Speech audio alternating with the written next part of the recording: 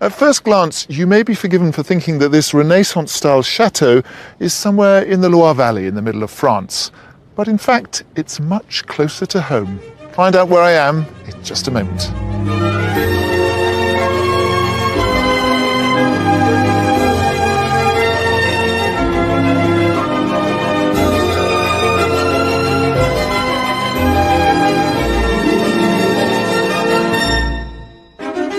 Today's house hunters are laying all their cards on the table. The dining room might be a bit small. We've got quite a big square table. So you're going to buy a house around your dining table. So, will any of our properties reveal a winning hand? Look at the character. Just look at the fireplace. I mean, this is just perfect country cottage stuff. Keep going, Reece. Keep going. It's going to break soon. He's got his rosy tinted glasses on. I can see that there. Today I'm in Buckinghamshire, and this is Wadston Manor, just outside of Aylesbury. Now, until 1874, this was just a simple hill in empty farmland. And then enter Baron Ferdinand de Rothschild, who bought the 165-acre plot and set about building this fantastical French chateau to entertain his Victorian high society friends. Nowadays, the guest list extends to hundreds of thousands of visitors who come to enjoy the Palladian to neoclassical and built for Sir Francis Dashwood. But as well as these monuments to the wealthy elite, Buckinghamshire is replete with historic churches built to serve the village congregations.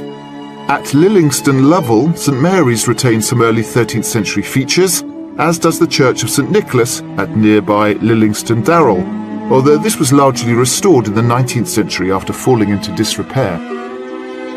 So if you're looking for a slice of classic English country life, packed with centuries-old villages and architectural gems, Buckinghamshire is certainly a county to head to.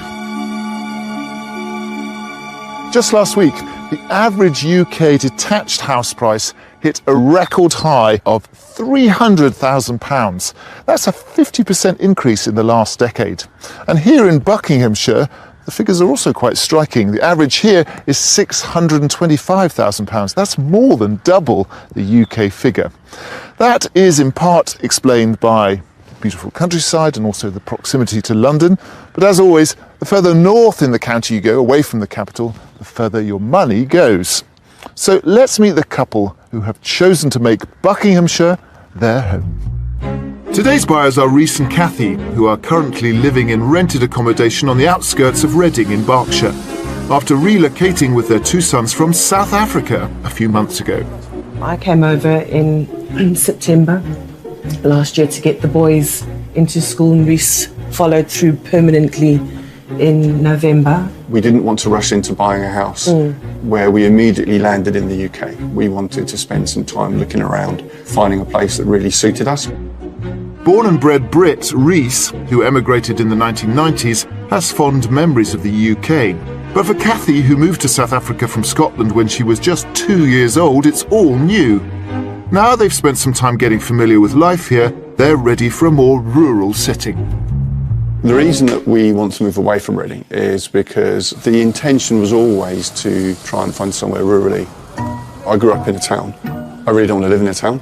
I'm remembering summers when I was younger, and I continue to tell my friends in South Africa that there's nothing nicer than a summer's evening in rural England, especially if there's a pub nearby. For Kathy, it's about finally finding somewhere the family can settle into British life.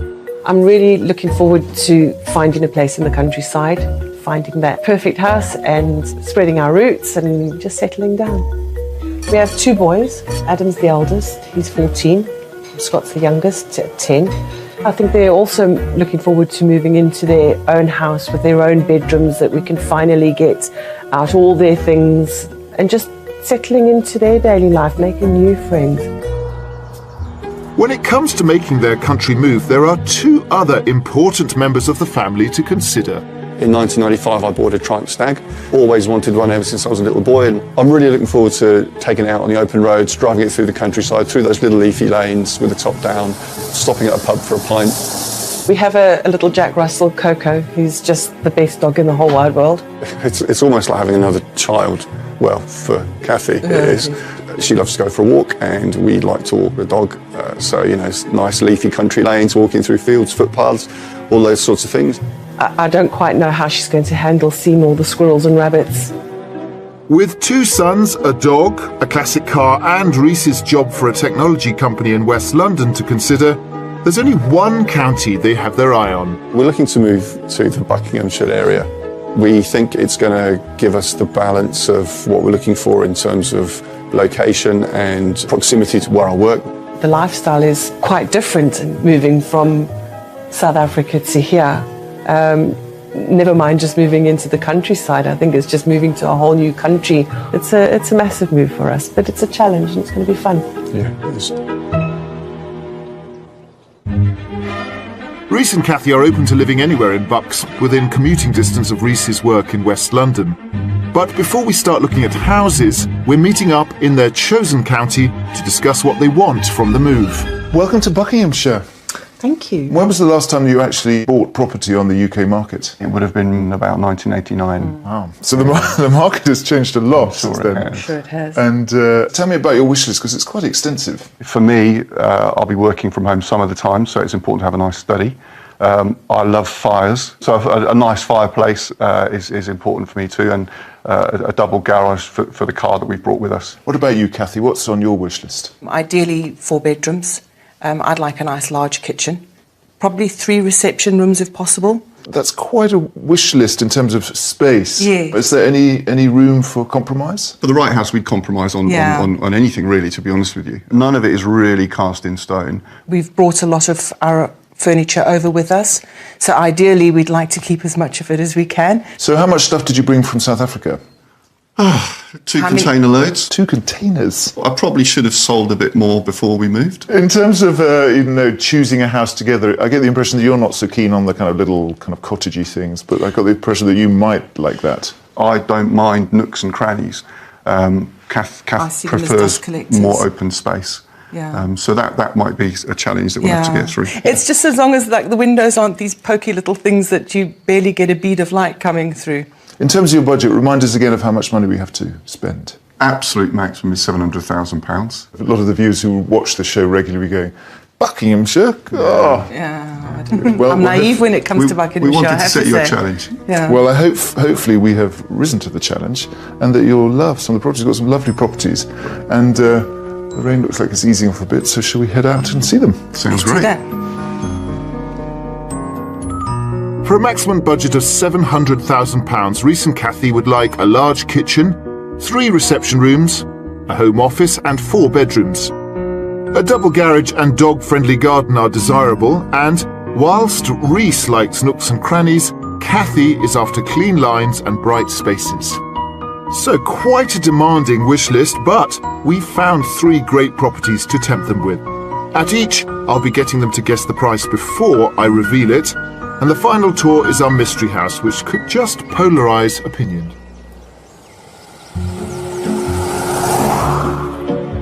Our search is starting on the outskirts of Stowe, a civil parish famous for an independent school of the same name, with the hamlet of Chackmore located a couple of miles away.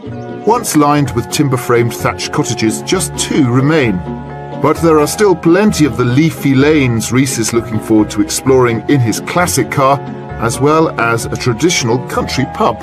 Back on the outskirts of Stowe, the house we've come to see is located down another country lane and holds a rather horsey history. Here we have it, house number 1. Wow. Okay. It's the stables of the much bigger manor house just over there. Okay. Brilliant. What a fantastic area. We're right Yeah. next to Stowe School, and it's one of the finest schools in the country. And this, I think, is a charming property. What do you think of the outside? Like the brickwork. Yeah. Plasterwork's really nice. Nice colour. Looks Yeah. very nice on the outside. I can tell you Yeah. that. A little bird tells me that you're not so keen on conversions. Historically, I've not been a fan. You know, maybe there's room for some We'll movement. convert him yet. Convert them to conversions. Yes, absolutely. That'll happen. Yeah. Should we go inside? Let's do that. The building of this former manorial stable block dates back to the 19th century, but it was converted to a home 20 years ago. It retains some period features, including its clock tower, complete with bells, But it's clear the interior is more about the clean lines Kathy has asked for. Here we have a nice kitchen. Big kitchen. The inside of the property is very beautifully maintained. Yeah. This is a totally bespoke kitchen. There isn't a handle anywhere. I love stone tiles. Yeah, I like the tiles. Lovely more. feature. Yeah. It's definitely the sort of effect we're looking for. And then you've got a nice little utility room there with all your white goods, so your washing machine, and also Oh, good, another door, tucked so away. you could bring in with Coco and you Yeah. clean her paws off. Yes, she does get muddy. It's kind of the spec we were looking for, you know, Yeah. nice older style house with a modernish interior.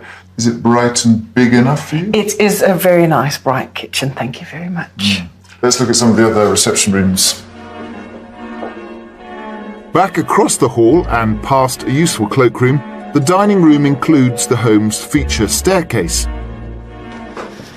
Come straight through, so you've got the dining area here, and then this big Big lounge. living space. Do you like the fireplace, Reese? Yeah, I like the fireplace. You wanted modern interiors. This is actually very sleek and modern. Yeah. That's very nice. I like the amount of light coming through the Yeah. double doors there, leading to the garden. In terms of size, is this going to be enough? I'm concerned that the dining room might be a bit small. We've got quite a big square table. Yeah, we'll have to see whether that all fits in. So you're going to buy a house around your dining table? Well, there's certain furniture that we won't compromise on, and that is one it's of a them. lovely Yeah. piece, yeah. So when you said 3 reception rooms, you meant the kitchen diner as one of them? No, we had 2 lounges. So we've got 2 furniture suites. So So you might have to scale that down. we might have to scale it down. Yes. Reese and Kathy may need a little readjusting to the typical dimensions of British country living. The central feature staircase splits to give access to 2 upper wings in the eaves of the house. One side is the family bathroom, which serves a bedroom currently used as a single, but large enough to accommodate a double bed. And a further small bedroom. The third bedroom on this wing is a good size and has en-suite facilities. Then, over on the other wing, we're checking out the largest bedroom. This is the master suite, with a little shower room here. And then that's actually the little door that goes up into the clock tower, if you're brave enough to take that challenge. Oh, really? Oh, okay. A bit cobwebby. I like the way it's split. I like the way they've got the divide and the staircase up, and it's So you can't it's hear the quite nice. children. That obviously is a benefit. Yeah. It's got a high, airy feel, you're right, sometimes Yeah. conversions. Spacious. Everything is at a decent level that you're not going to be ducking. You don't feel like you're in the attic. An upbeat finish to the layout of this converted stable block, and outside there's the double garage Reese has asked for, as well as off-street parking for 6 cars. Leading out from the largest reception room, there's patio dining, plus some mature shrubs and trees surrounding the garden, which is mainly lawn.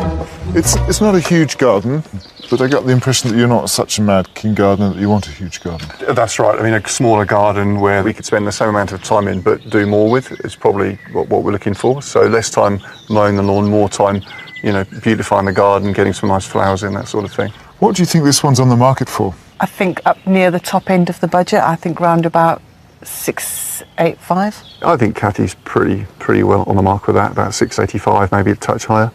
He likes to agree with me. Well, yes, you're right. It is actually up towards the top of your budget, but actually even higher. It's right at the top at 700,000. Right. Okay. Why don't you have another look inside, see whether it kind of enchants you, and then we'll go on and see the next property. Yeah, we'll do that. Let's Thanks do a that. lot. I mean, it's a lovely house, but maybe a bit squishy for 2 container loads of South African furniture. But that's the price of property in this very lovely part of the world. So let's see what they think. This converted stable block combines a period exterior with modern living. There's a bespoke kitchen breakfast room and 2 further reception rooms, whilst upstairs there are 4 bedrooms, 2 with ensuite bathrooms. Outside offers a double garage and gardens in a secluded country location.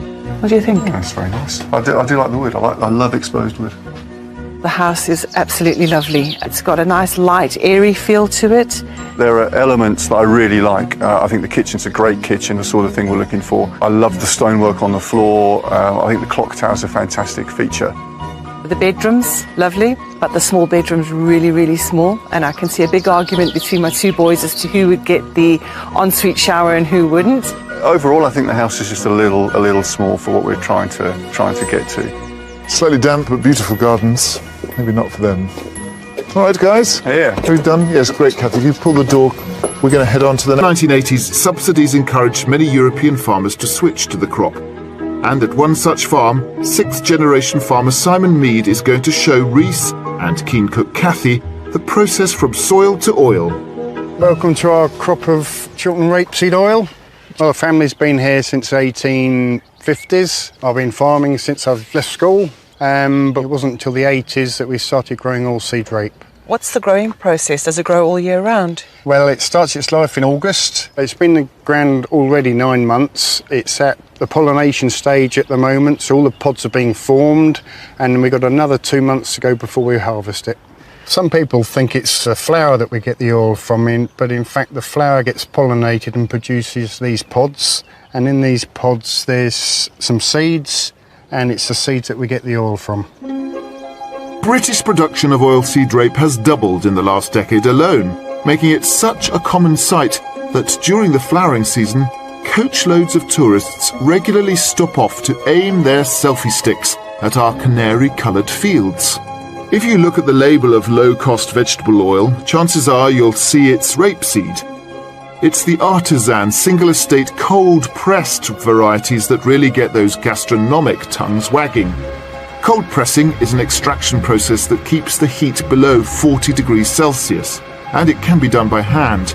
But here, a machine uses high pressure to literally squeeze the oil from the seed. There's still lots of sediment in the oil once it comes off the press, but in here it passes through the filter and all the little particulates stay in the filter, and we're left with something like this. Wow.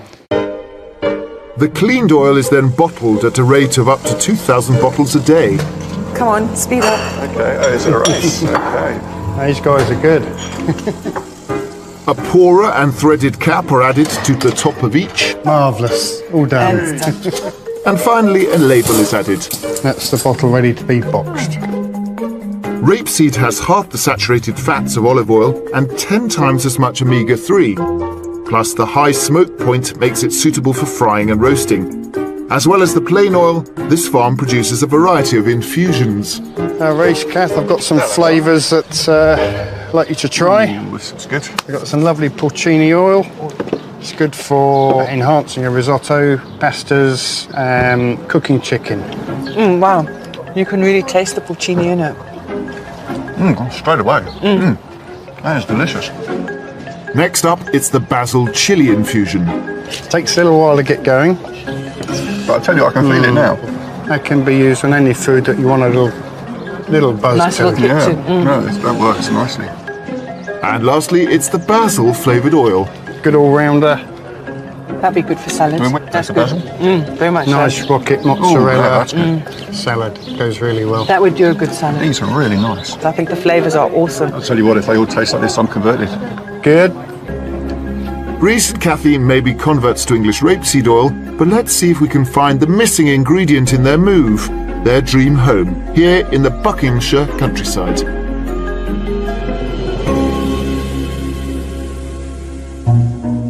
We're taking our search to the village of Gramborough.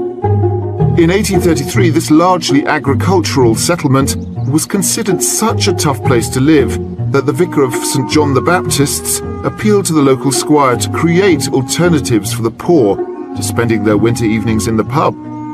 Despite his protestations, the Crown is still going strong. But other activities do regularly take place in the attractive half-timbered hall built in 1910. The nearest shop is a community-run affair about a mile away in neighbouring North Marston. And the house we've come to see is back in Gramborough, located in a close at the heart of the village. A very different offering in a great village. Yeah. Again, it was stables, seems to be a real theme. These were the stables to this house, one of the bigger houses in the village. Okay. No, I'll tell you one thing that is different is how quiet it is here. Will it tick all the boxes? That's the question. Will it? Fingers crossed. Will there be We'll space see. for the dining room table? Will there be space? We'll have to see. Nail-biting stuff. Let's have a look inside. Converted from Victorian stables in 1992, the front door leads to an L-shaped corridor, to the left of which is something that should please Kathy, the first of 3 reception rooms. I'm just going to stop off in the dining room. Is this big enough for the table? Do you know what? I think this is good. Yeah. It's a nice big square room. It is. It Nice is quiet. big windows Yeah. from floor to ceiling Some practically. nice natural light coming through there. A great start. And the dining room leads straight into a large kitchen breakfast room. What about the proportions? It's a very nice sized kitchen. Through there you've got a utility room with a tumble dryer and washer and a downstairs loo. Okay. The layout's good. The finishings are really nice. I wouldn't walk in here thinking I needed to do a huge amount of work straight away. You've got the nook over here, so it's still a fully functional area for breakfasts and things like that. Good. It's looking good. Smiling. We're smiling, yeah. Good. We're smiling. Well, still more good stuff to come. Let's look at this room, which is the lovely double doors out into the garden and this With huge the space. view. Yeah. And an instant fire. Oh, right, okay. Fires are always good. Yeah. Obviously, first prize would be wood or anthracite. But a fire's a fire. It looks the part. It's a nice sized room, this, isn't it? It's a nice sized reception room. In terms of bedrooms, there are 4 bedrooms. Okay. One of them, the main one, is downstairs. So I'd probably keep that as a guest wing because it's got its own little bathroom. Okay. But I'm going to show you one of the ones upstairs. Upstairs, yeah. Heading back to the stairs in the corridor, we also find the 3rd reception room, which completes this floor. Then upstairs, there is a family bathroom serving 3 further double bedrooms. The first is located above the ground floor master, next to which is another with an inset window, and then the largest of the upper floor bedrooms makes bedroom number 4. This is a nice bright room. They're all sort of the same size upstairs. In fact, they're quite a nice size, all the bedrooms. So the boys won't have to arm wrestle to get They them. won't have to arm wrestle They'll for find- the they'll biggest find a one. reason They'll to find arm something wrestle. else to arm wrestle over. I like the fact that there's the one ensuite bedroom downstairs. I would have preferred that upstairs, but you can't have everything that you wish for. I like the But, space. I like the layout. It's got lots of potential. The nice thing about this property is the scope for expansion, because we don't have, as yet, a suitable office for you. Right. Maybe we do? Lead on. Kathy and Reese are both seeing plenty of potential in this generously laid out home. Outside, there's 1/3 of an acre of garden, as well as patio seating to enjoy the extensive countryside views. Plus, a large double garage with power that could just offer them another option. Now, my thought about your study, since it's nice to have a workspace that's outside of the house, the present owner was suggesting going up into the roof of this big double garage. It's a huge space. Yeah, it is big. And the roof space could quite easily be converted. That could There's- potentially be an idea. There is absolutely enough space. This one is starting to look more like what we're after. What do you think of the outside space? The garden's lovely, great size. The entertaining space is just right. I mean, Yeah. we've got some patio things we're bringing with us. I think this garden's really, really lovely. What do you think this one's on the market for? Right, so well, it's pretty tough considering the previous house we pitched lower on that, and I was quite surprised at the price tag. I would say 660, 665. No, I would go 685. It is under budget, but you're a little optimistic. It's actually on at £695,000. Okay. This one seems like it's got longer legs. Yeah. So why don't you go inside and I'll see you later. This converted semi-detached stable block offers a generous amount of accommodation with a large kitchen breakfast room, 3 reception rooms and 4 double bedrooms, including that ground floor ensuite. There's also a detached double garage and it's all in a central village location. Yes, what I like about this is there's plenty of space up here to put an office. So I think it's nice and high. From the car's perspective, you've got enough space for two big cars here and some extra. And some workspace, yeah. I think this house is really, really nice. The rooms are lovely and spacious, like the size of the bedrooms. I like the 3 reception rooms. The size of them is really good. The location's pretty good here. The garden's just absolutely gorgeous and everything we want from a garden in a house we're looking for. Nice space for the kids to run around in, the dog to enjoy. Like the fact that it looks over onto farmland, which has given us the real sense of being in the country, which is what we wanted. It's a contender, I think. The price was a bit of a surprise. We are beginning to realise we are going to have to seriously think about making some compromises to find the house that we need to. Come on out of the garden. I'm going to have to drag you away from this one, I'm You afraid. will have to drag us away. So that's it for today. So you can have some time to sleep on these, Ponder over it. and then we've got the mystery house tomorrow. Excellent.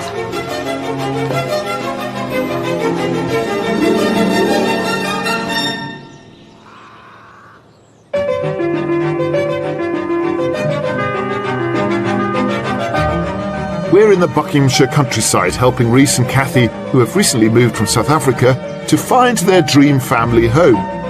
We've already shown them 2 takes on converted stables for their £700,000 budget, but we've got something completely different lined up for the mystery house, which could prove the adage, opposites attract. It's a very low ceiling. I feel quite claustrophobic in here, yeah. I'm feeling completely the opposite. I know, I think knew this is you would, yeah. absolutely lovely. Plus, I'm taking things at a snail's pace at one very unusual Buckinghamshire farm. So snails shoot love arrows at each other. Yeah.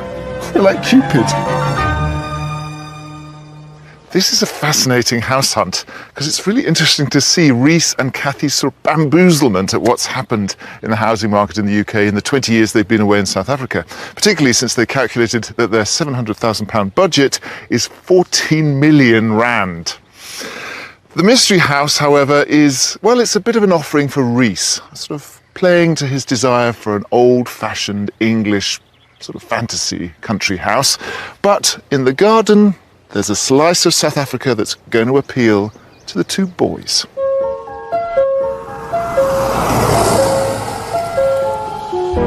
Our mystery offering is located in the village of Nash.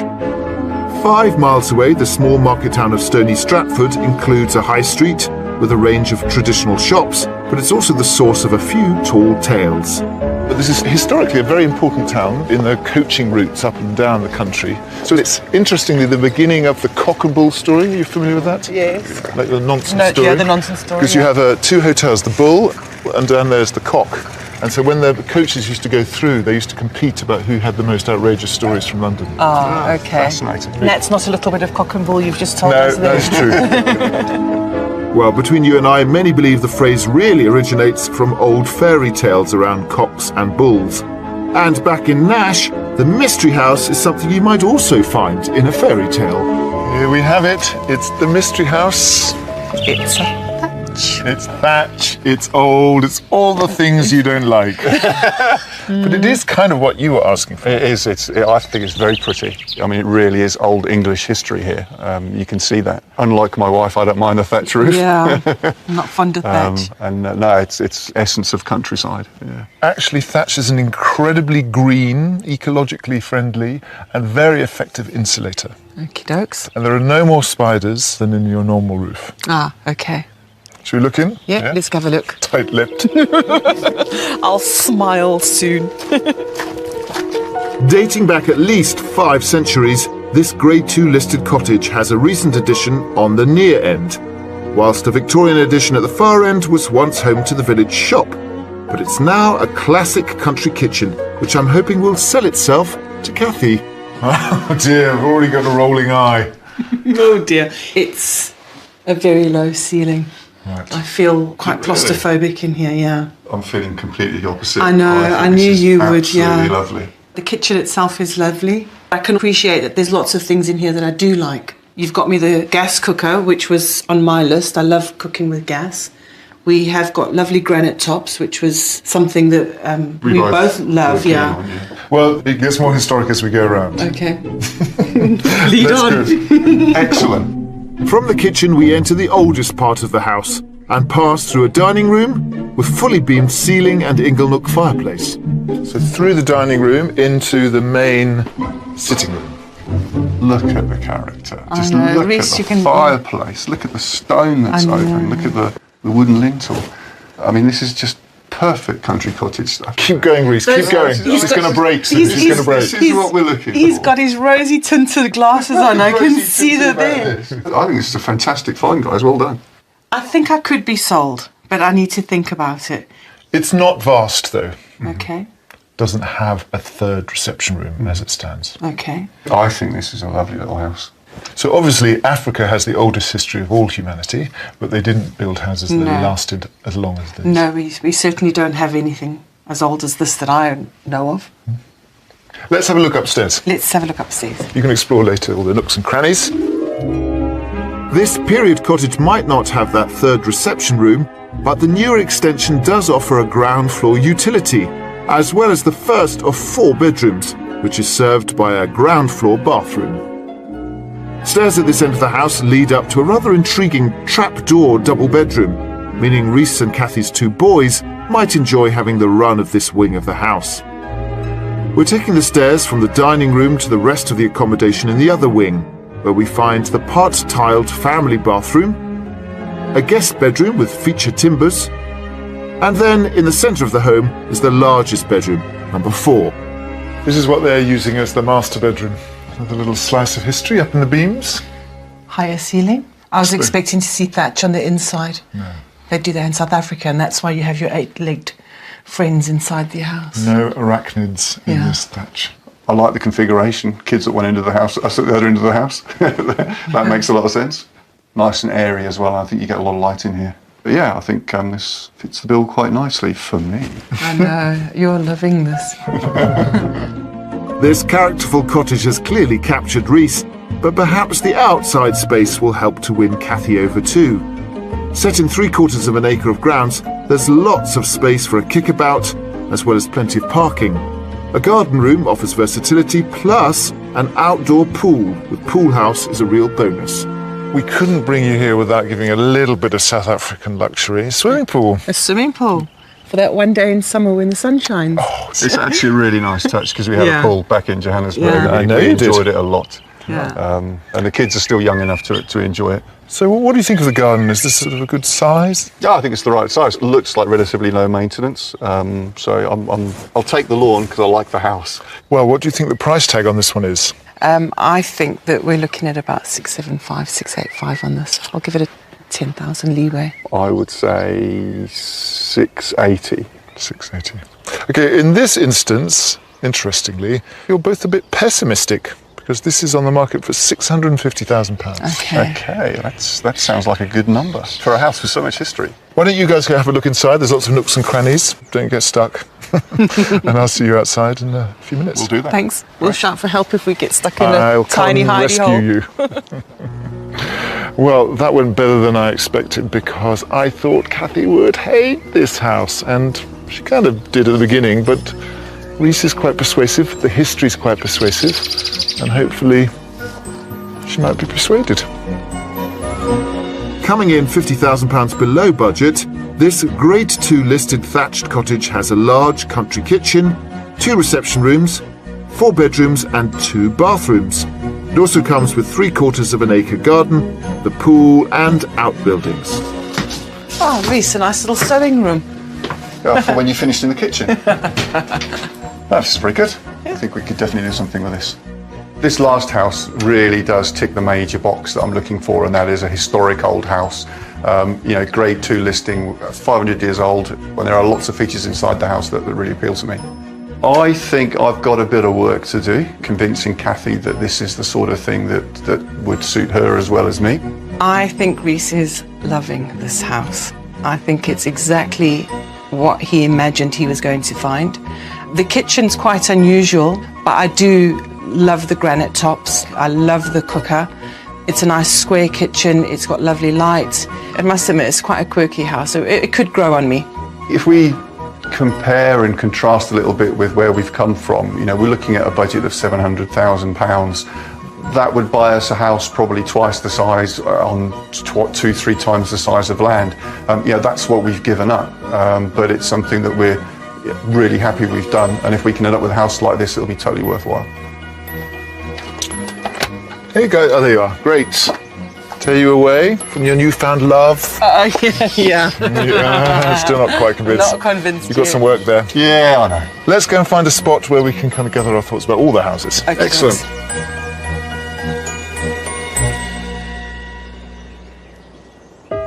Buckinghamshire's desirable location close to the capital means that over the years many former farmsteads have become spacious homes for city commuters with little agricultural activity. As traditional crops and cattle farming have taken a backseat, the most common farm type in the county is the specialist category. And I've come to meet Sophie Wharton, who for the last 7 years has been producing a decidedly unusual harvest from what is now the biggest commercial outdoor snail farm in the UK. I want to know how on earth you got into snails. It was an accident. I wanted to grow micro-herbs, got distracted, brought a few snails. We had them in the front room in a big plastic box, trying to feed them all kinds of things. It was just amusing us. They'd been mating, and before we knew it, the snails had started us a business rather than us starting a business. So it was a massive learning curve. So how many snails are you producing on this little plot? This park will produce 3 tonne.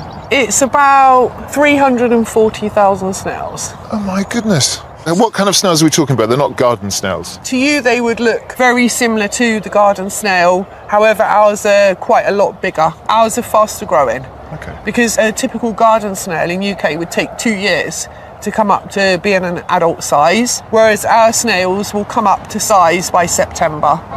To help her snails grow as quickly as possible, Sophie feeds them a diet of rapeseed plants supplemented with snail flour, a special mix of grains enriched with calcium and vitamins. This batch is just 9 days old, but come the autumn, they'll be fully grown and ready to be harvested.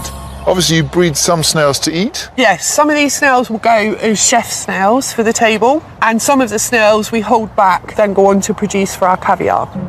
Yes, you heard it right, snail caviar. And those selected to make this diner's delicacy are destined for a polytunnel nicknamed the Tunnel of Love by Sophie, and she's offered to show me the action. Ah, Come in. the Tunnel of Snail Love. Snails are hermaphrodites, and when these are ready to reproduce, they develop a hard calcium shard known as a love dart, which they fire into a fellow snail. This causes hormonal changes, making pairing more likely to succeed. So snails shoot love arrows at each other? Yeah. They're like Cupid. Yeah. If you look on the back of here, you can see a couple of arrows there. Oh, yeah, so they've someone been must shot. have been stood on the edge and missed. Once mating starts, it can last from 4 hours to 2 days. They decide how long, and it's usually dependent on the weather conditions. So if it's going to bucket it down of rain, they'll actually speed it up. And then again, when they produce their eggs, it will take them up to 2 days to lay their eggs. So these snails are already mid-flow of laying. Let's see what this one's doing. There's one just coming out now, look. Look at him squeezing it out. They're like little pearls. Each clutch contains anything from 60 to 120 eggs, which are then collected to be cleaned and cured. At £40 for 30 grams, this snail caviar is definitely a luxury item, and I'm about to have my very first mouthful. Snail caviar? It's nothing like what you're going to expect it to be like. Still. I mean, they do their job for me, and I have to do a good job to look after them. Thank you, Sophie. It's so wonderful. Good. Glad you enjoyed it.